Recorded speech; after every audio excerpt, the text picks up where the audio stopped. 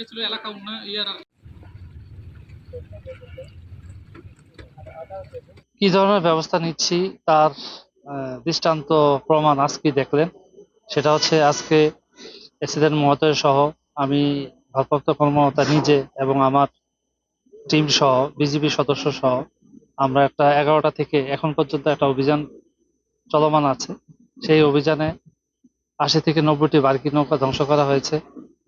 2টি স্পট থেকে 55,000 ঘনফুট বালি জব্দ করা হয়েছে।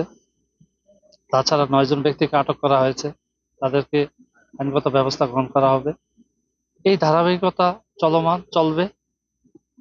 আমি এখানে জয়েন করার পর থেকেই আমি এখানে জয়েন করছি 2.5 মাসের মতো।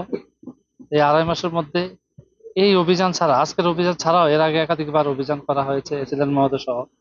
আমরা এই অভিযান চলমান রাখবো এবং এর ধারাবাহিকতা রক্ষা করবো এবং ইসিএভুক্ত এলাকায় কোনো ধরনের ইট বালি পাথর যাতে উত্তোলন করতে না পারে সেজন্য আমরা বদ্ধপরিকর। এটা আমাদের নলেজে নাই। আপনাদের কাছে একটা নিবেদন আবেদন, সেটা হচ্ছে যদি এমন কোনো বস্তুনিষ্ঠ তথ্য পান আমাদেরকে জানাবেন, আর যদি সম্ভব হয় আটক করে আমাকে খবর দিবেন, বাকি ব্যবস্থা আমি নেব।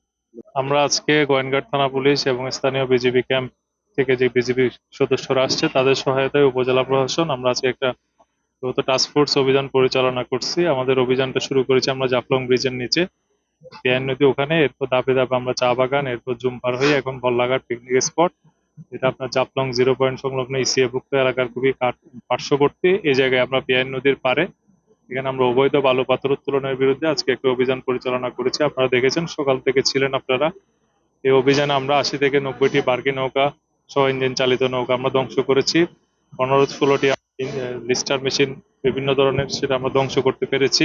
এছাড়া আমরা 9 জন আসামি গ্রেপ্তার করেছি। তাদের বিরুদ্ধে আমরা মোবাইল কোর্ট অথবা নিয়মিত মামলা দায়েরের মাধ্যমে আইনগত ব্যবস্থা নিব।